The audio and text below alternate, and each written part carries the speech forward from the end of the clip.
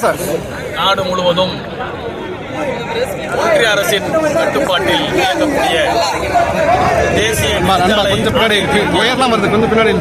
சுங்கச்சாவடிகள் நடத்தப்படுகிறது.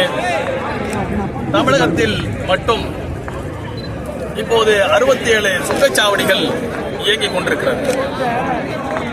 ஒரு 5 நாட்களுக்கு முன்பாக 3 புதிய சுங்கச்சாவடிகள் விழுப்புரம், திருவண்ணாமலை, கிருஷ்ணகிரி ஆகிய இடங்களில் 3 புதிய சுங்கச்சாவடிகள் திறக்கப்படும் என்ற அறிவிப்பு வெளிவந்திருக்கிறது.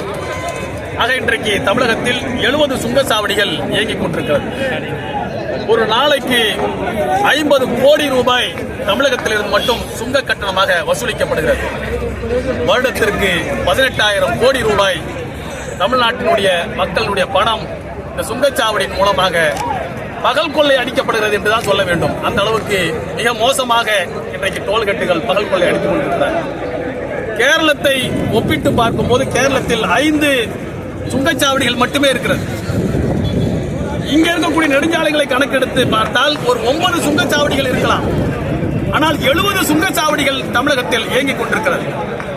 தமிழக சட்டமன்றத்தில் எங்களுடைய தலைவர் பேராசிரியர் ஜவாஹிருல்லா அவர்கள் எழுப்பிய கேள்விக்கு பொதுப்பணித்துறை அமைச்சர் மாண்புமிகு ஏவா வேலு அவர்கள் பதில் சொல்லும் போது தமிழகத்தில் காலாவதியான டோல்கெட் மட்டும் 30 டோல்கெட்டுகள் இயங்கிக் கொண்டிருக்கிறது, அதை மூட சொல்லி மத்திய அரசுக்கு நாங்கள் கடிதம் எழுதியிருக்கிறோம் என்ற செய்தியை சொன்னார். கடிதம் எழுதிய நிலையில் இதுவரைக்கும் காலாவதியான டோல்கெட்டுகள் கூட மூடப்படாத ஒரு மோசமான நிலை தமிழகத்திலே நிலவிக் கொண்டிருக்கிறது. அது மட்டும் இல்லாமல் வருடத்திற்கு 2 முறை ஏப்ரலிலும் செப்டம்பரிலும் 2 முறை 5% 7% கட்டண உயர்வு, சுங்க கட்டணத்துக்கு உயர்வு அறிவிக்கப்படுகிறது. அந்த வகையிலும் இன்றைக்கு ஒரு பெரும் கொள்ளை நடந்து கொண்டிருக்கிறது. இந்த சுங்க வரியை வசூலித்து சாலை போடக்கூடிய இந்த இடங்களில் ஆம்புலன்ஸுகள் மற்றும் மக்கள் விபத்துக்கு ஆளானால் உடனடியாக சிகிச்சை வழங்கக்கூடிய அமைப்புக்கான கட்டமைப்புகள், அடிப்படை வசதிகள் இருக்க வேண்டும் என்கின்ற அந்த நிபந்தனை அனைத்தும் இந்த சுங்கச்சாவடிகள் தகர்க்கப்படுகிறது.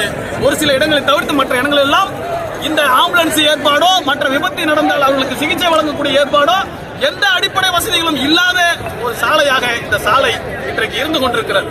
இது ஒரு மோசமான ஒரு நிலையை இன்றைக்கு உருவாகி இருக்கிறது.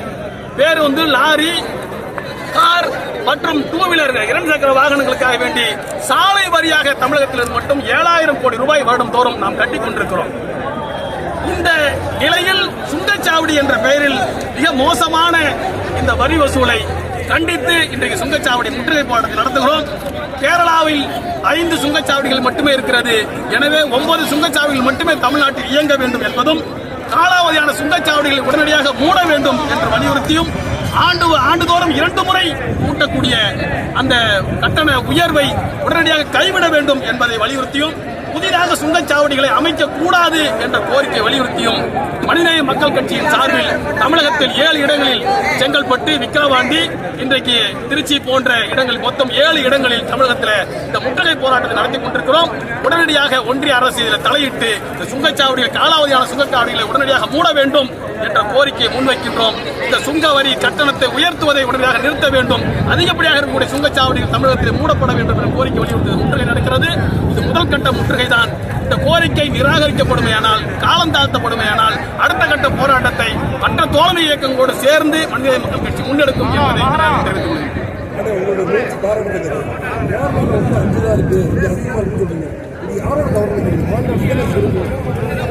அதாவது மாநில அரசு கட்டுப்பாட்டை மீறி